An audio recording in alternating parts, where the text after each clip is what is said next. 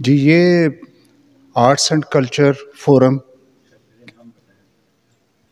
جی میں Ghazanfar Altaf, assistant professor national college of arts.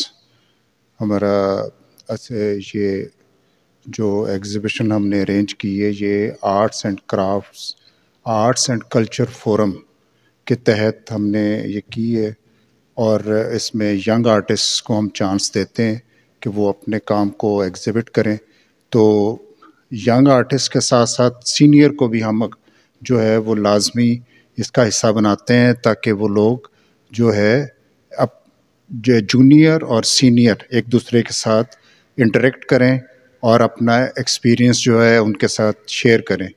تو یہ ہم نے جو تھا یہ کیونکہ ڈی سی لاہور موسم سرما کے حوالے سے یہ ایک وہ جشن اور میلہ کر رہی ہیں، تو اس کے ساتھ ہم نے اس کو کوآرڈینیٹ کیا تھا. اور یہ 2 دن رہے گی ایگزیبیشن، 3 اور 4 کو. اس کے بعد یہ وائنڈ اپ ہو جائے گی، کیونکہ یہ میلہ ہی 2 دن کا ہے یہ جو بھی ڈی سی لاہور کر رہی ہیں. تو یہ اس کے ساتھ کوآرڈینیٹ کر کے یہ ایگزیبیشن ہو رہی ہے اس سلسلے میں. جی کشمیر ڈے 5 کو آ رہا ہے. ظاہر ہے یہ ایک عرصے سے بقول قائد اعظم کے یہ ہماری کشمیر ہماری شہ رگ ہے. کشمیر کے بغیر پاکستان مکمل نہیں ہوتا، اور جتنا وہاں پر ظلم ہو رہا ہے اور جتنا بربریت پچھلے 75-76 سال میں وہاں پر لوگوں پر ہو رہی ہے، تو یہ ایک دن ان کو ٹریبیوٹ پیش کرنے کے لیے، ان کو یاد رکھنے کے لیے یہ بہت ضروری ہے. میرا تو یہی پیغام ہے لوگوں سے، عام لوگوں سے، کہ وہ اس دن ضرور باہر نکلیں تاکہ آپ اپنا احتجاج جو ہے وہ ریکارڈ کروا سکیں انٹرنیشنل میڈیا کو، انٹرنیشنل کمیونٹی کو، یو این او کو، تاکہ ان کے اوپر یہ جو اس طرح سے ظلم اور بربریت ہو رہی ہے اس سے ان کی جان چھوٹ سکے اور وہ بھی کبھی اپنی آزادی کے اندر سانس لے سکیں. سر سوال یہ ہے کہ ثقافت اور کلچر کے حوالے سے جو آپ نے ایگزیبیشن کی ہوئی ہے، جی یہ ثقافت کم ہوتی چلی جا رہی ہے، وجہ کیا ہے اس کی؟ ثقافت ایکچولی کم اس لیے ہو رہی ہے جی کہ کیونکہ نئے میڈیم، نئی چیزیں جب سے ایڈ ہو رہی ہیں ساتھ، اب آپ دیکھیں کہ لوگ ثقافت کو ایک تو تھوڑا سا اپنی زبان اور ثقافت کو لوگ تھوڑا ہمارے ادھر اتنا اہمیت نہیں دے رہے، اور وہ ماڈرن ٹیکنالوجیز، ماڈرن چیزوں کی طرف وہ جا رہے ہیں.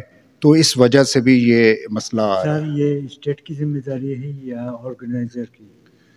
نہیں، یہ ہم سب کی ذمہ داری ہے جی. اسٹیٹ ہر کام نہیں کر سکتی، یہ تو ہمارا اپنا رویہ ہے اپنی زبان، اپنے کلچر، اپنی ثقافت کی طرف کہ ہم اس کو کیسے کرتے ہیں. ہم تو پنجابی بولتے بھی نہیں ہیں، ہم تو گھروں میں بھی پنجابی نہیں بولتے. پنجاب میں رہتے ہوئے پنجابی بولنے میں ہمیں شرم محسوس ہوتی ہے. تو جب تک آپ اپنے رویے نہیں بدلیں گے، زبانیں تو خوبصورتی ہوتی ہیں، جتنے زبانیں تو گلدستے کی طرح ہوتی ہیں، جو ہے مختلف پھول ہیں جو گلدستے میں سجے ہوئے ہیں. تو جس طرح سے ہمارے یہاں پر زبانیں ہیں، باقی زبانیں ہیں وہ اسی طرح سے. اور میرا تو ذاتی خیال ہے کہ اس کو پنجابی کو بحیثیت ایک لینگویج کے پڑھانا بھی چاہیے. سر آپ نے ابھی ذکر کیا کشمیر ڈے کے حوالے سے کشمیر، سوال یہ ہے کہ سر یہ پاکستان میں عام تاثیر بھی ہوتی ہے، تقریبات منعقد ہوتی ہیں، کشمیر کمیٹیاں بنائی جاتی ہیں، لیکن کشمیر پہ کام نہیں کیا گیا آج تک، وجہ کیا ہے؟ نہیں، کام تو ہو رہا ہے جی. جو آپ ثقافتی لیول کے اوپر جتنا بھی آپ کر سکتے ہیں اپنا، اس کے ساتھ ان کی آپ جتنی بھی مدد کر سکتے ہیں وہ آپ ان کے لیے آواز اٹھا سکتے ہیں. انٹرنیشنل فورم پہ پاکستان پچھلے 75-76 سال سے ان کے لیے آواز تو اٹھا رہا ہے. تو ہم تو یہی کر سکتے ہیں کہ ہم اس کاز کو جو ہے اس کی آواز بنیں، اس کو جو ہے مرنے نہ دیں. تو باقی تو وہ ظاہر ہے یہ ان کی اپنی انڈیجنس موومنٹ ہے، یہ تو انہوں نے ہی اس کو لے کے چلنا ہے. آزادی تو وہاں کے لوگوں نے خود ہی حاصل کرنی ہے، کوئی ان کو آزادی لے کے تو نہیں دے گا.